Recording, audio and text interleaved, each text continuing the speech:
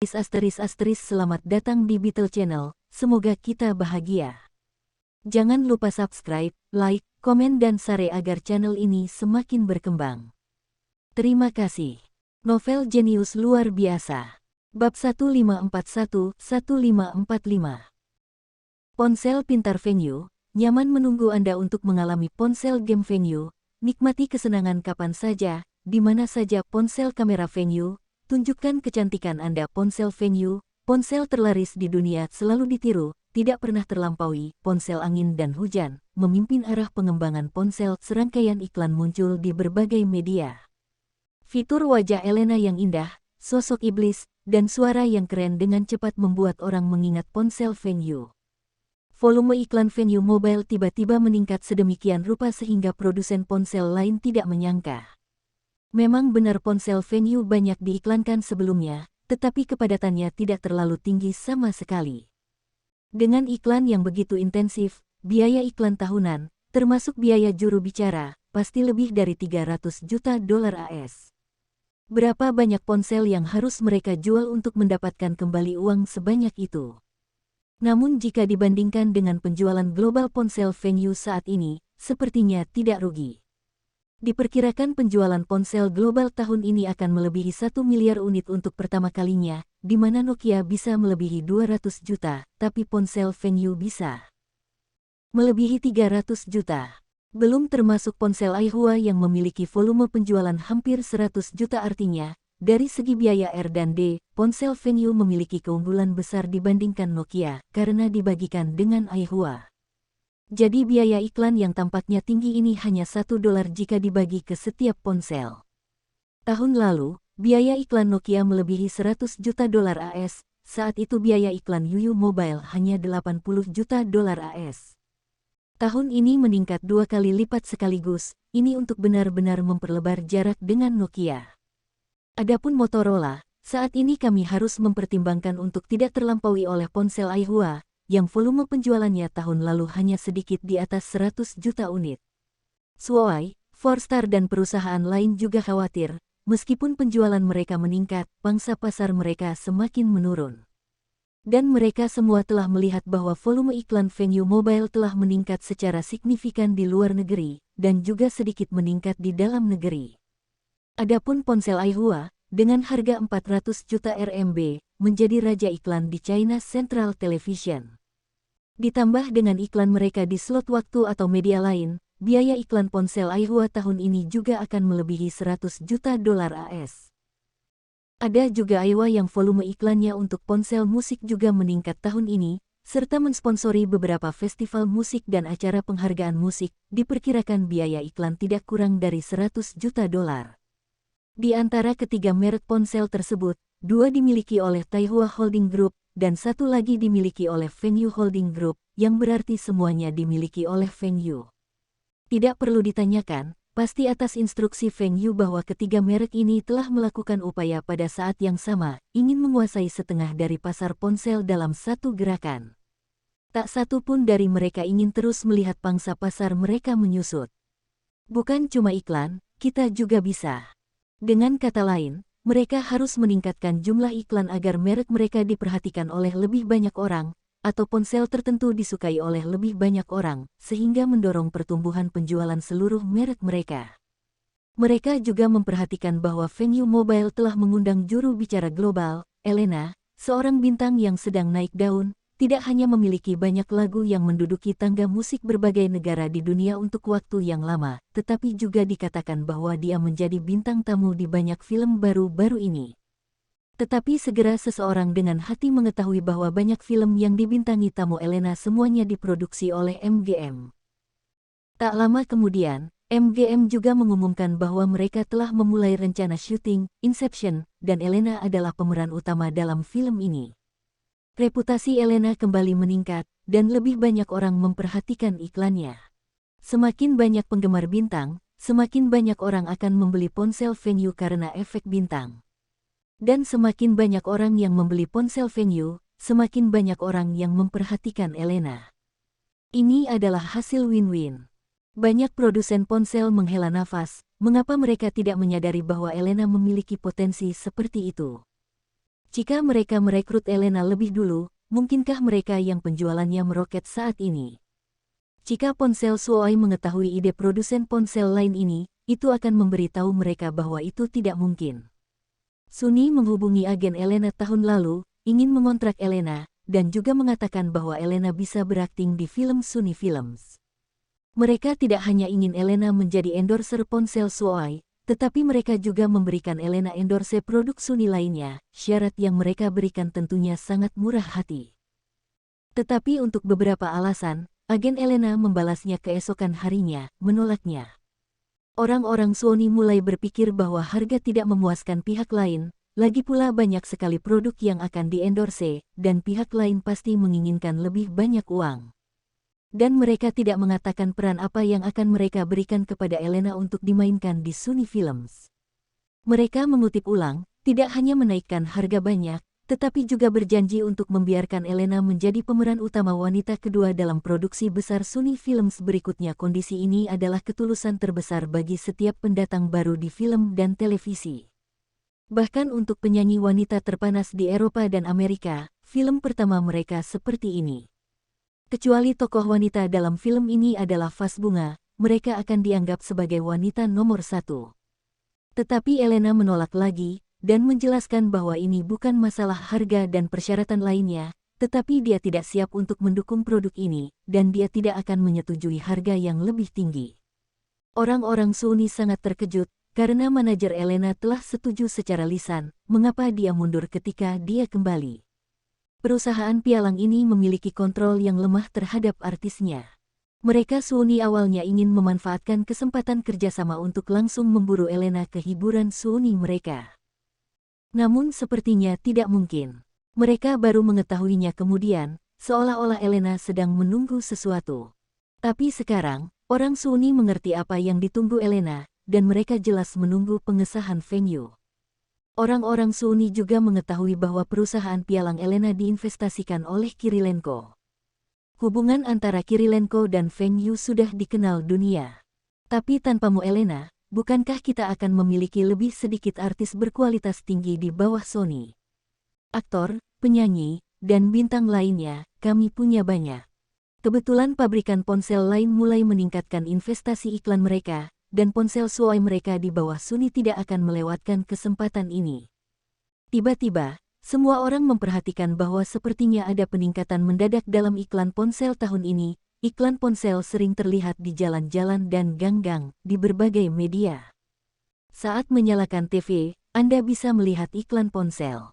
Saat Anda membuka koran, Anda bisa melihat iklan ponsel. Saat Anda membuka majalah, bintang di sampulnya juga memegang ponsel. Ini masih sebuah iklan. Adapun di internet, lebih banyak iklan, tidak hanya iklan halaman, tetapi juga iklan pop-up, yang membuat banyak perusahaan berseru bahwa produsen ponsel tahun ini gila. Pilih ponsel yang tepat, Anda tidak akan menyesalinya. Tahun 1995 sampai tahun 2004, Nokia, merek ponsel terlaris selama 10 tahun berturut-turut. Nokia tiba-tiba mengubah iklannya, dan ini bisa dianggap sebagai tantangan bagi semua produsen ponsel lain, yang bisa dikatakan telah membuka keterampilan ejekan kelompok. Jika sebelum tahun lalu, maka Nokia sebagai produsen nomor 1 dunia dalam hal produksi dan penjualan memiliki kepercayaan diri. Tapi tahun ini, mereka masih ingin berpura-pura kuat seperti biasa, maaf kartu angin dan hujan tidak setuju. Feng Yu memanggil Masao Kameda dan segera mengatur seseorang untuk melawan, dan Feng Yu juga mengingatkannya bagaimana melawan. Jika Anda ingin bermain, saya akan bermain dengan Anda. Iklan ponsel Feng Yu di internet dengan cepat mengubah kata-kata iklan. Kemuliaan masa lalu adalah ponsel angin dan hujan terlaris dari tahun 2005 hingga tahun berikutnya. Mengapa pangsa pasar menurun? Karena Anda tidak mengerti apa yang diinginkan konsumen dari Feng Yu, merek ponsel paling populer di kalangan konsumen. Mengapa ponsel pihak lain diperbarui begitu cepat? Wah, di lapangan, pelatih kepala terus berganti karena tidak ada pemainnya yang menjadi lawan.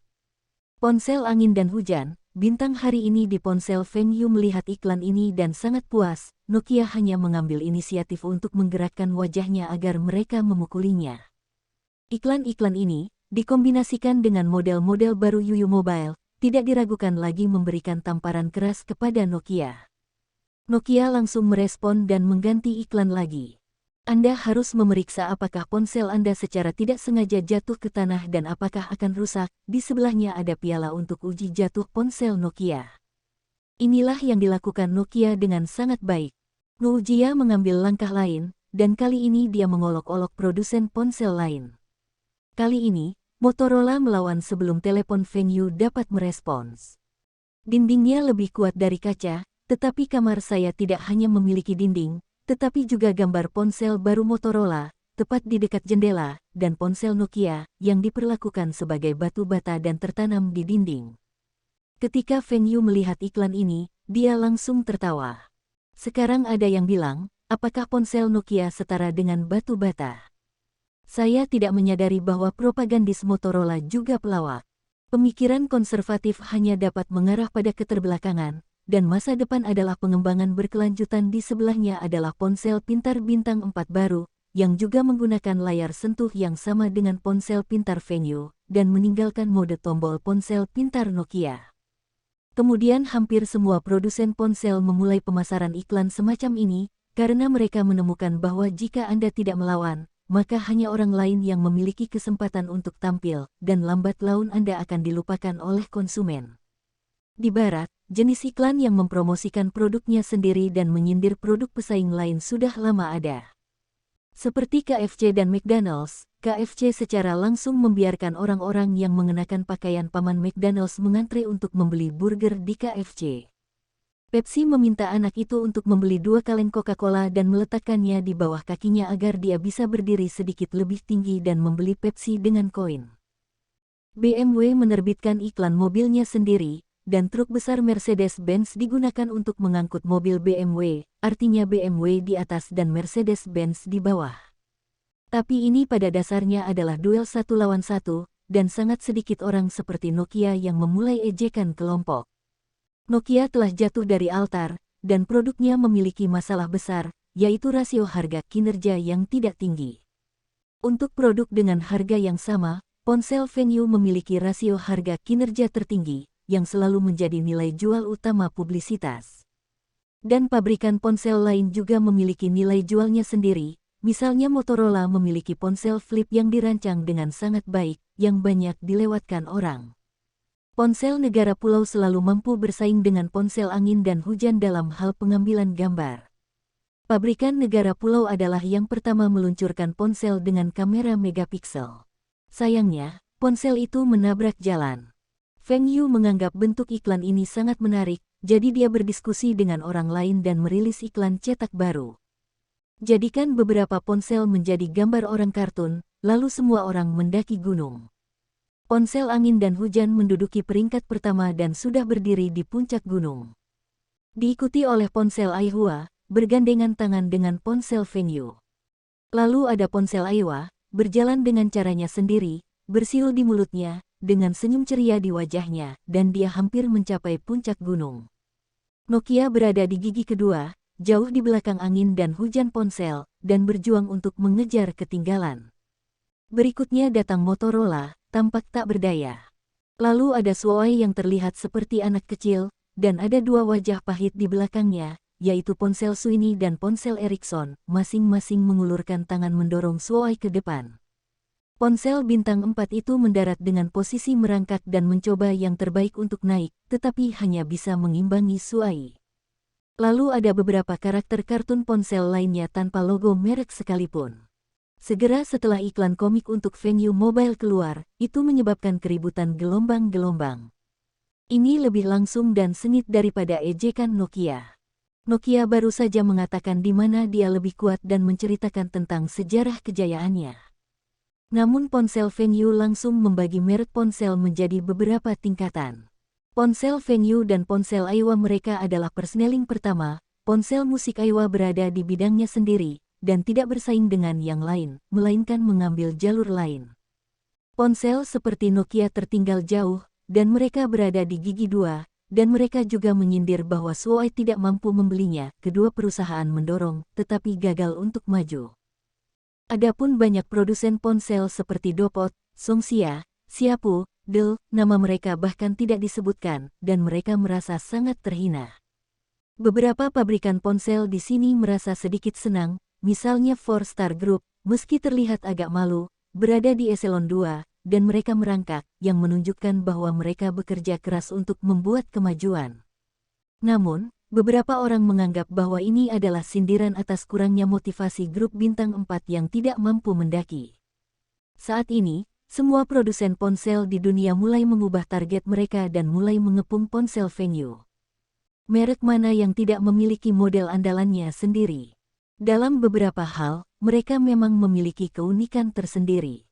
Namun, mereka segera menemukan bahwa tidak satu pun dari mereka yang cocok dengan ponsel Yufeng, dan tentu saja mereka bukan tandingan ponsel Aihua. Tetapi jika mereka tidak melawan, bagaimana mereka bisa didamaikan?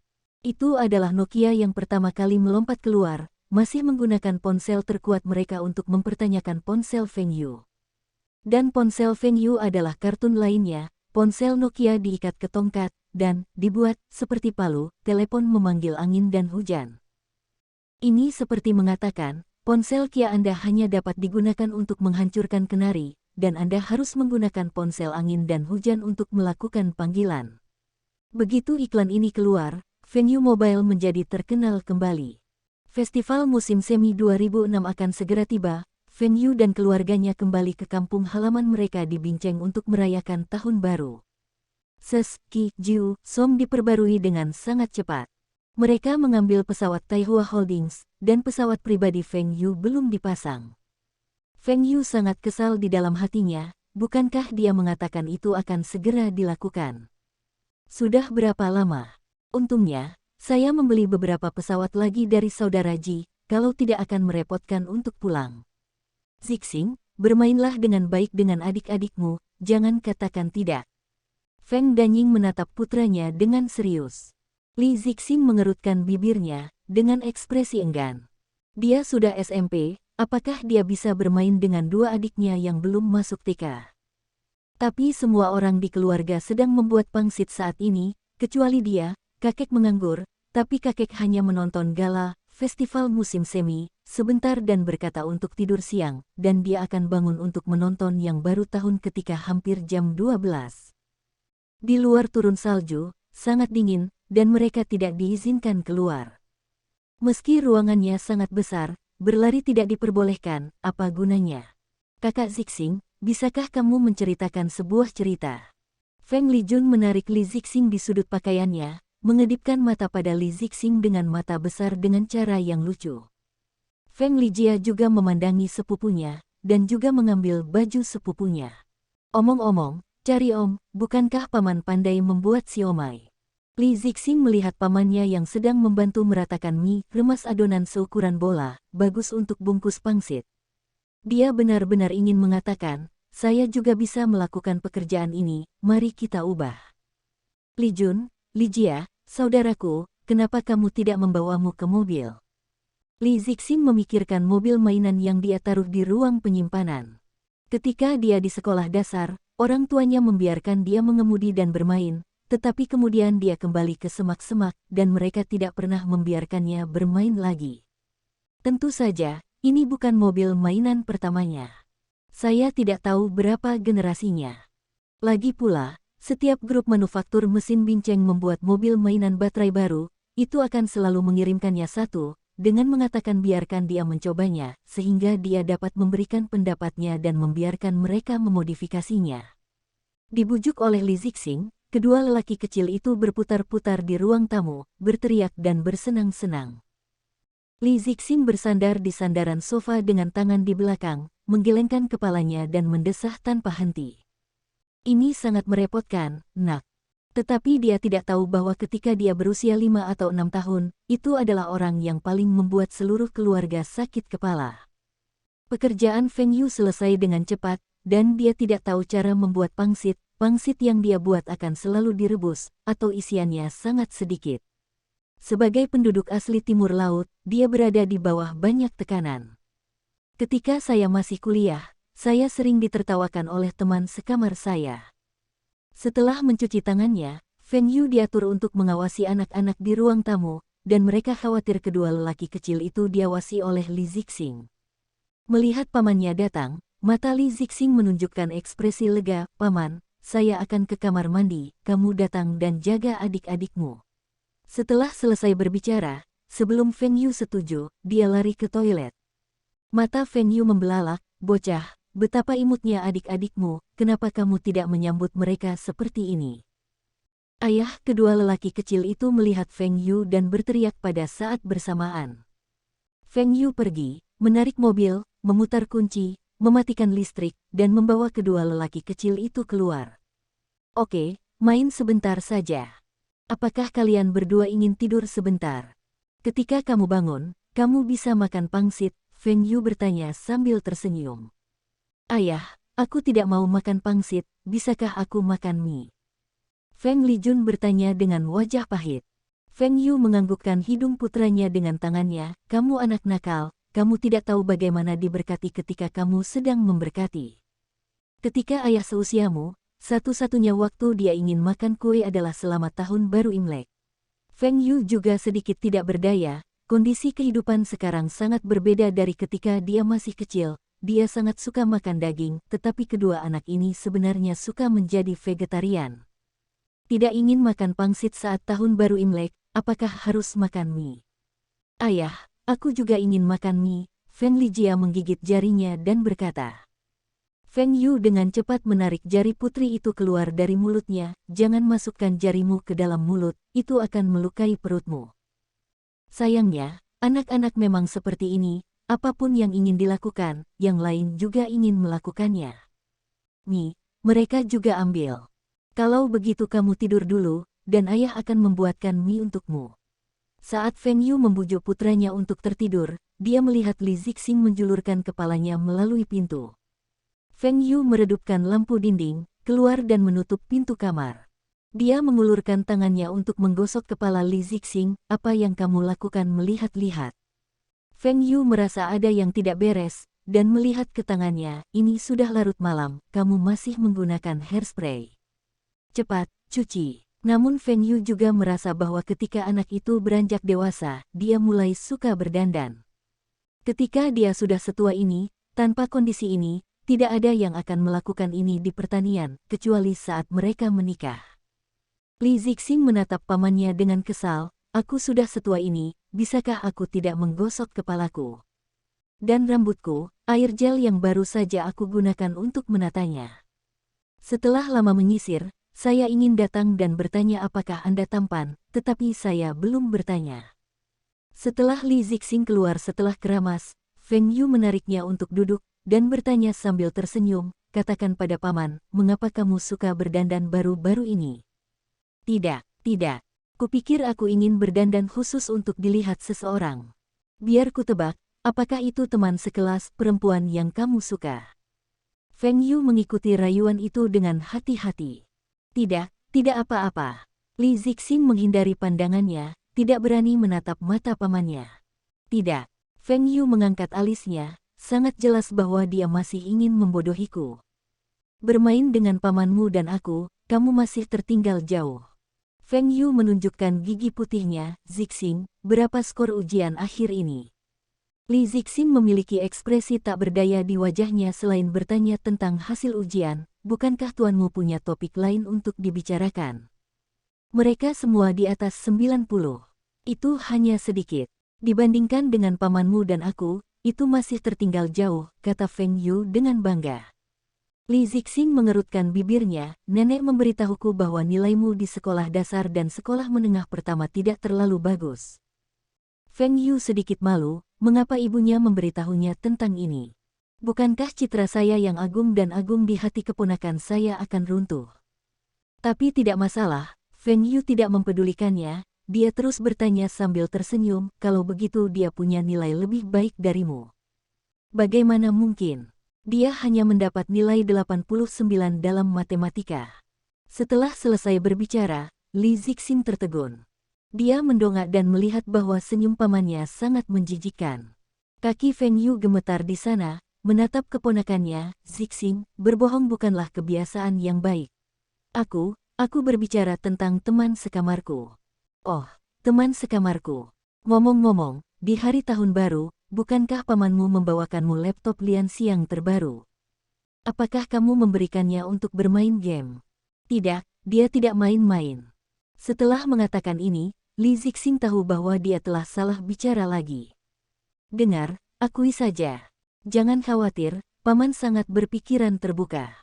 Paman tidak akan pernah memberitahu siapapun tentang ini. Setelah selesai berbicara, Feng Yu turun dengan senyum di wajahnya, meninggalkan Li Zixing duduk di sana dengan hampa, bertanya-tanya mengapa dia tidak memberitahu dirinya sendiri.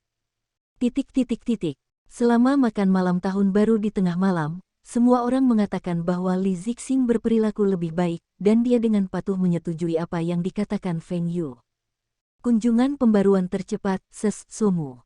Setelah semua orang saling memberi salam tahun baru, lelaki tua itu mengeluarkan amplop merah dari sakunya, dan semua orang membagikannya, termasuk orang tua Li Xiqiang.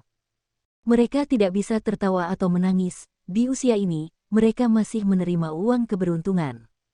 Feng Yu meremas dagunya, melihat lelaki tua itu tersenyum bahagia, dia membungkuk dan bertanya, "Kakek, saya berencana untuk pergi ke grup manufaktur mesin Binceng, grup farmasi Binceng dan seterusnya besok untuk membagikan amplop merah. Bagaimana kalau Anda pergi dengan saya? Biarkan saya pergi bersama. Amplop merah ini dijamin membuat Anda menikmatinya." Lina menamparkan Feng Yu dengan ringan, "Kakek tidak mau main-main denganmu. Amplop merah macam apa yang diberikan? Kakek meminta keberuntungan kita." "Aku tidak akan pergi, aku akan tinggal di rumah besok." Lelaki tua itu berkata dengan lantang, "Kalian bertiga, cepat tidur, bangun pagi besok, akan ada banyak orang di rumah." Siapa yang pulang? Para pemimpin provinsi dan kota itu, mereka menggunakan dalih untuk memberikan salam tahun baru kepada lelaki tua itu, tetapi mereka sebenarnya ingin menjalin hubungan dengan Feng Yu atau Feng Xingtai. Apalagi sejak tahun lalu, Li Xiqiang dan keluarganya juga berkumpul di sini untuk merayakan tahun baru, dan mereka masih bisa mengunjungi Li Xiqiang. Apakah itu Feng Yu atau Li Xiqiang, siapapun yang meminta untuk menyumbang bukanlah jumlah yang sedikit. Biasanya tidak nyaman datang ke sini, sungguh alasan yang bagus untuk memberi salam tahun baru, tidak ada yang bisa menghentikan mereka untuk memberi salam tahun baru kepada orang tua itu, bukan? Inilah mengapa Feng Yu harus secara pribadi membagikan amplop merah kepada karyawan, dan dia tidak ingin berada di rumah dan terjerat oleh orang-orang asing itu. Feng Yu tidak peduli dengan sumbangan, tapi dia tidak suka dipaksa untuk menyumbang. Menyumbangkan uang adalah hal yang membahagiakan. Jika kamu menjadi tidak bahagia, maka Feng Yu lebih suka tidak menyumbang. Secara khusus, Feng Yu tidak ingin sumbangannya menjadi pencapaian orang-orang yang tidak relevan ini. Di mana bantuannya benar-benar dibutuhkan, dia tidak akan lunak. Tapi sejujurnya, lalu lintas di Longjiang sangat bagus, dan tidak ada bencana alam dalam 2 tahun terakhir. Jika masih perlu hidup dari sumbangan, berarti pejabat induk setempat tidak memenuhi syarat. Dengan bantuan Feng Yu selama bertahun-tahun, ketika Lao Zhang masih ada di Longjiang, tidak ada kabupaten miskin di Longjiang. Pertanian, pariwisata, obat-obatan, makanan, manufaktur mesin, semuanya telah meningkatkan pendapatan pajak Longjiang. Selain itu, Longjiang memiliki populasi yang kecil, jadi bagaimana bisa tetap miskin? Mereka yang datang untuk meminta sumbangan memang kebanyakan untuk prestasi politik. Tapi masih ada orang yang sangat pintar, ketika mereka datang membawa rencana. Sampaikan apa yang saya rencanakan untuk dibangun untuk kampung halaman saya, dan seberapa besar itu dapat mendorong pertumbuhan pendapatan ekonomi kampung halaman saya di masa depan. Masalahnya sekarang adalah kurangnya modal awal. Kami mengumpulkan sebagian dari pinjaman bank, alokasi dari atas, dan sisanya perlu dinaikkan sendiri. Tentu saja, bukan tidak mungkin untuk mengeluarkannya, tetapi pembangunan kota setempat mungkin melambat, jadi saya ingin meminjam beberapa dari Feng Yu terlebih dahulu. Kepintaran masing-masing membuat Feng Yu sangat tidak berdaya. Meminjam. Menurut Anda apakah masuk akal bagi pemerintah TM untuk meminta seseorang meminjam uang? Apakah Anda tidak hanya ingin saya menyumbang? Tetapi jika itu benar-benar rencana yang bagus, Feng Yu akan tetap menyumbangkan uang, dan mengirim pengawas keuangan untuk mengawasi penggunaan uang tersebut. Sekarang para pemimpin di sini juga tahu bahwa sumbangan Feng Yu tidak akan dikirim ke rekening yang ditunjuk. Ini tentang memantau bagaimana uang itu digunakan, dan memastikan itu tidak dibelanjakan untuk apapun selain proyek. Anda ingin memperbaiki gedung kantor pemerintah. Maaf, tidak ada poin. Jika ada yang berani mencari cara untuk menggelapkan uang ini, baiklah, lihat apakah bos kita marah, siapa yang kurang beruntung. Kedua pemimpin yang dipenjara karena menyelewengkan sumbangan itu adalah pelajaran untukmu. Keesokan paginya, Feng Yu bangun dan makan sesuatu, lalu keluar, mobil sudah menunggu di depan pintu. Selamat Tahun Baru, Tuan Feng. Pengemudi dan pengawal berteriak serempak. Dengan senyum di seluruh wajah Feng Yu, dia merasa beberapa amplop merah yang telah dia siapkan sejak lama. Ayo, satu untuk setiap orang, selamat Tahun Baru.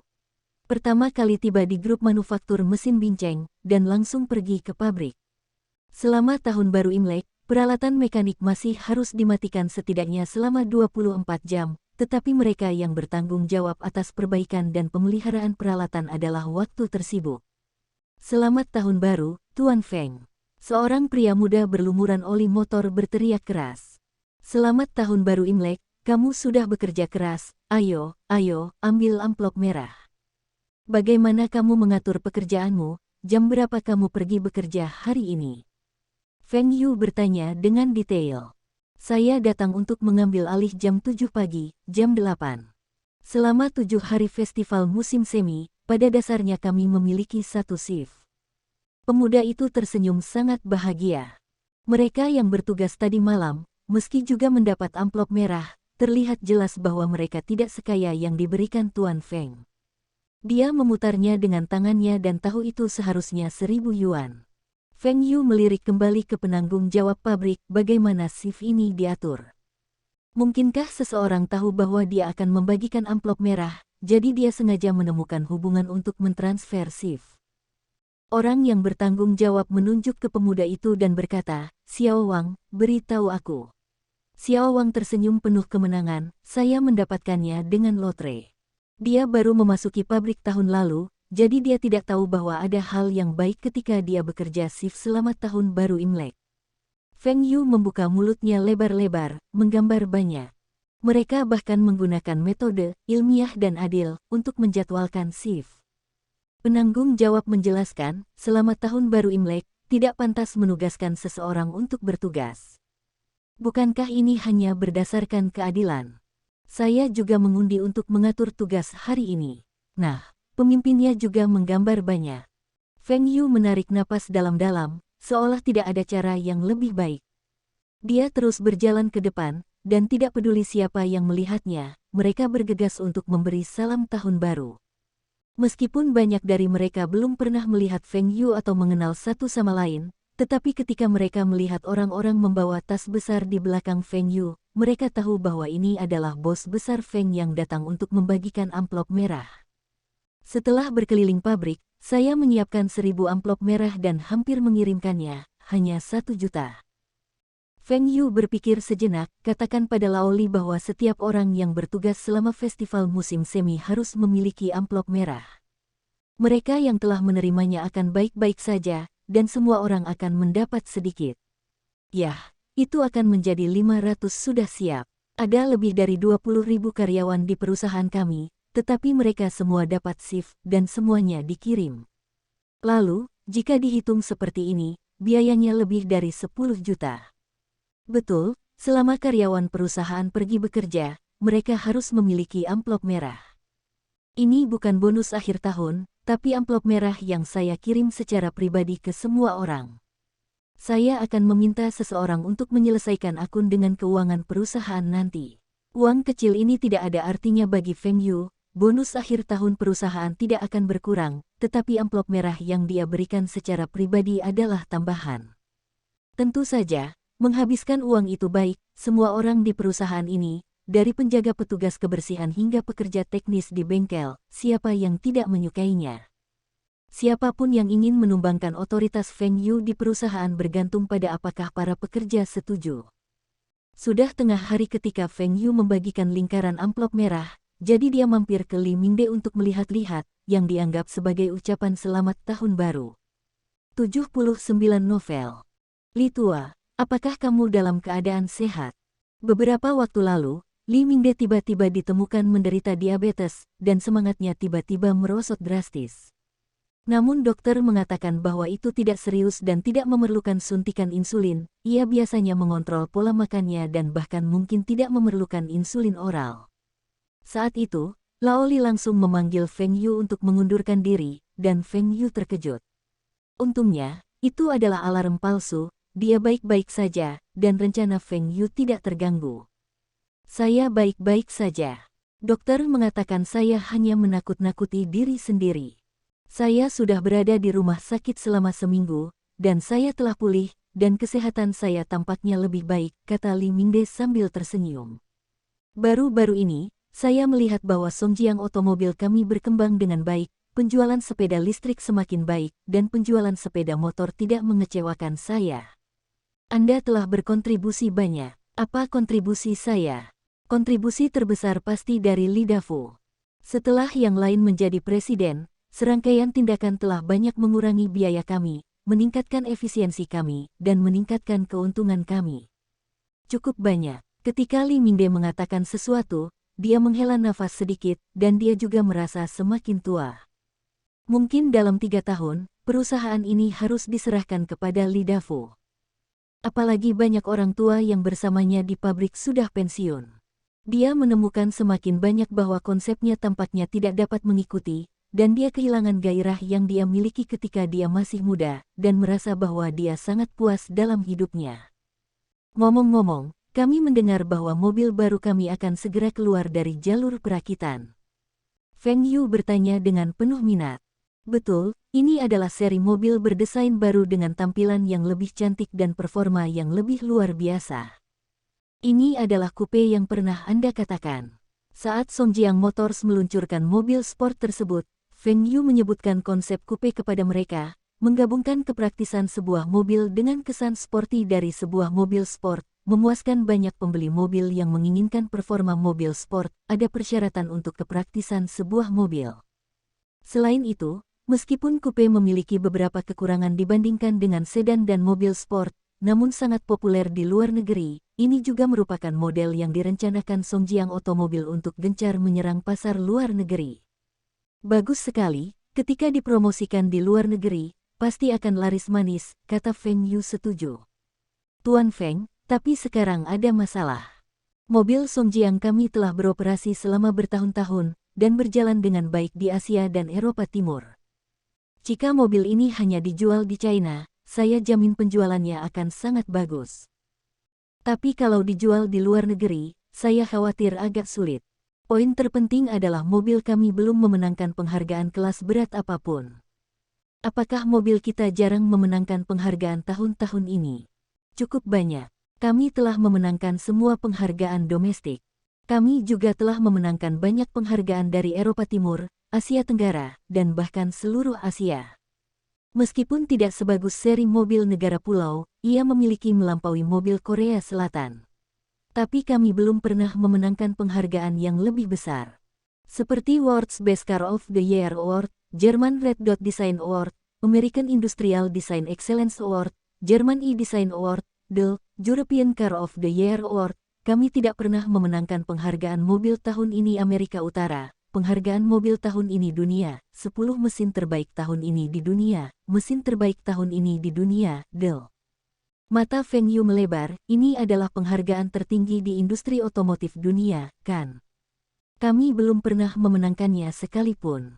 Dengan begitu banyak hadiah, saatnya untuk putaran, kan? Tidak sekalipun, mobil Eropa tahun ini, Olimpiade Nasional kami dinominasikan, tetapi ditolak di babak pertama. Adapun yang lainnya, kami bahkan tidak memiliki nominasi. Li Mingde juga sangat tertekan. Sebagai perusahaan mobil terbesar di Cina dan Eropa Timur, dan juga perusahaan mobil besar dengan volume produksi dan penjualan tahunan 1 juta, bahkan belum memenangkan penghargaan kelas dunia.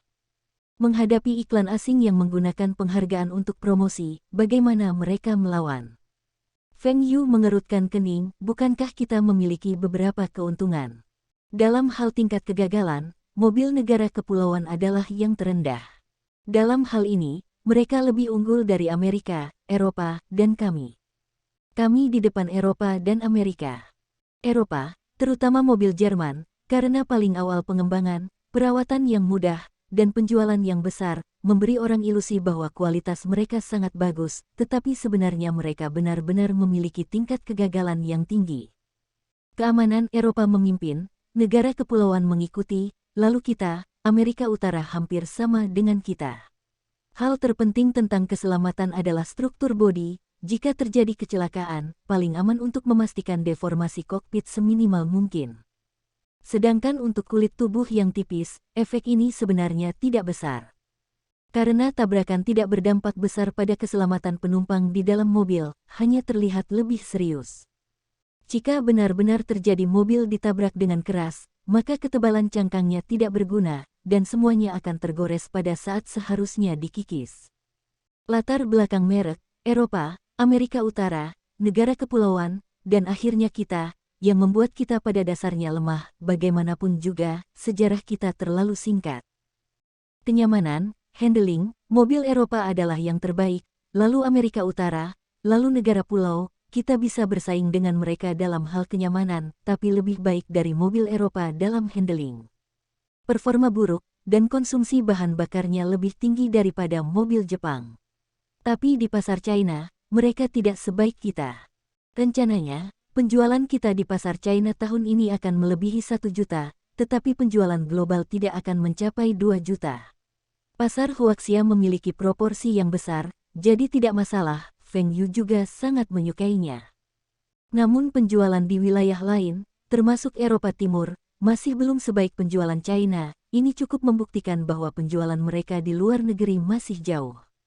Saat itu, Rusa Dewa Timur populer untuk sementara waktu, dan itu karena Wang Jiangxia menjadi pusat perhatian saat itu. Tapi Wang Jiangxia telah pensiun, meskipun mobil Dongfang Shenlu Songjiang Off-Road telah mencapai generasi kelima, penjualannya di luar negeri meningkat, tetapi menurun drastis. Sedangkan untuk model lain, meski juga tumbuh, hal itu disebabkan pertumbuhan penjualan mobil global secara keseluruhan, pangsa dan tingkat pertumbuhannya sama-sama menurun. Perusahaan mobil terbesar di dunia masih mobil yang sama, disusul Crazy Motors, ketiga Ford, dan keempat Volkswagen. Bahkan peringkat keempat Volkswagen memiliki volume produksi dan penjualan tahunan lebih dari 7 juta kendaraan, dan rencana mereka untuk tahun ini adalah 8 juta kendaraan. Sedangkan untuk Songjiang Otomobil tahun lalu baru melampaui 1,5 juta kendaraan, tahun ini rencananya hanya 2 juta kendaraan, terutama karena peningkatan pasar domestik. Tentu saja, ada banyak jenis kendaraan komersial seperti truk, minicar, dan bus di antara mereka yang berada di urutan teratas. Dari segi kendaraan penumpang saja tidak berkali-kali lebih kuat dari Songjiang Otomobil. Tetapi data penjualan ini akan memberikan kesan yang salah kepada orang-orang bahwa mobil mereka sangat bagus. Jika tidak, mengapa begitu banyak orang yang membelinya? Bersambung, terima kasih telah menyaksikan dan terima kasih telah mendukung channel ini.